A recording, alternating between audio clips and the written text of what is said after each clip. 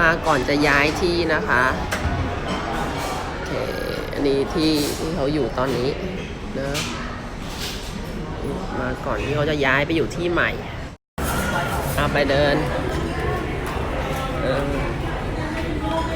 ดูร้านอาหารนี่ดูมีคน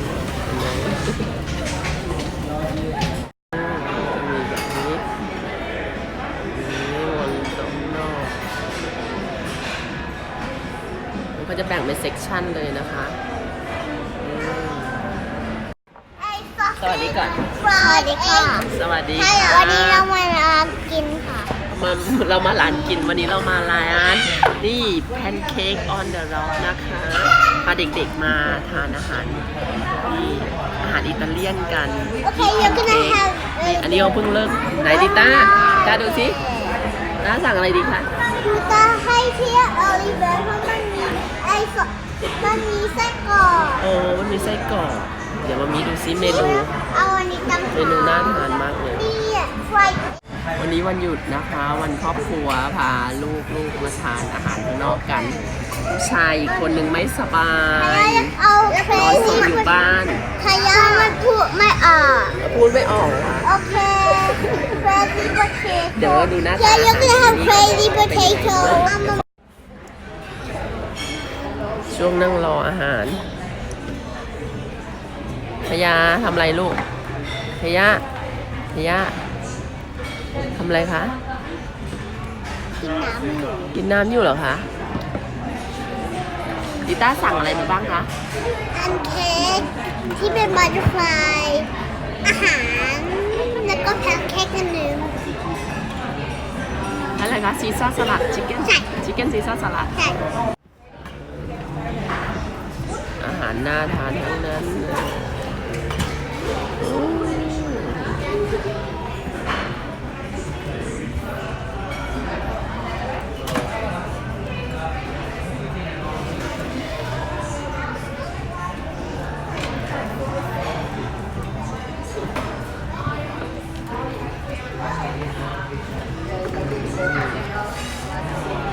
เดี๋ยวลูก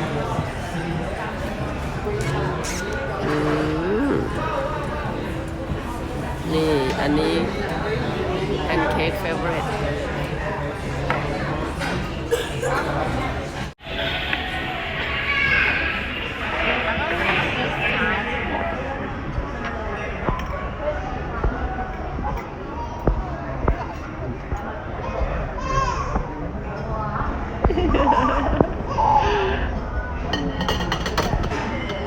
หิวไหม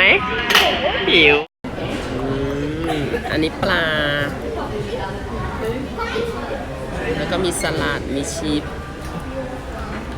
ชิคเก้นซีซ่านะคะชามใหญ่มาก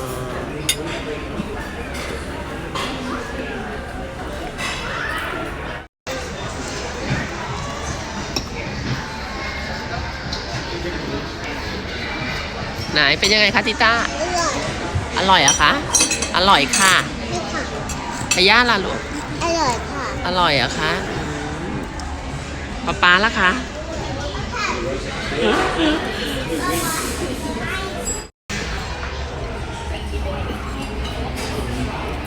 ไม่ดูดนิ้วค่ะ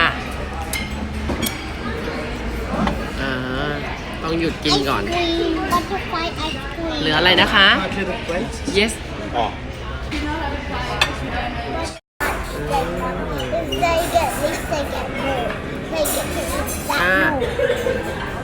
อันนี้ของหนูใช่ไหมเดี๋ยวรอจานก่อนเดี๋ยวรอจานมาก่อนนะคะ thank you and water please เลยเอาจานมา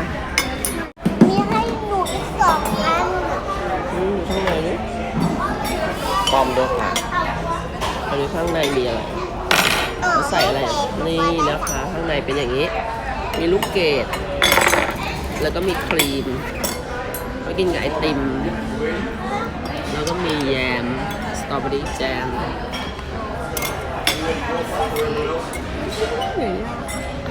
เดี๋ยวยาก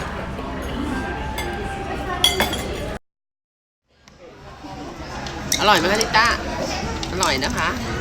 พี่ย่าเวลาไปบ้างอร่อยไหมคะ อร่อย อร่อยกินอีกสิคะ กินโชว์หน่อยดิกินโชว์หน่อยดิคะ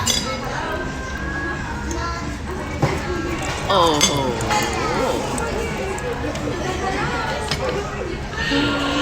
อิ่มขนาด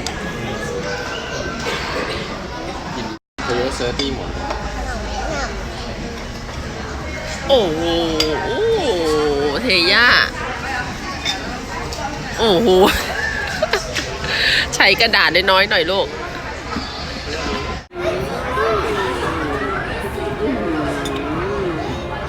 ไหนรสชาติเป็นไง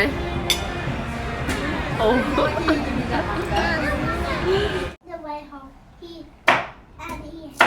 อย่าลืมกดไลค์ กดแชร์ แล้วก็ subscribe กันด้วยนะคะ บ๊ายบาย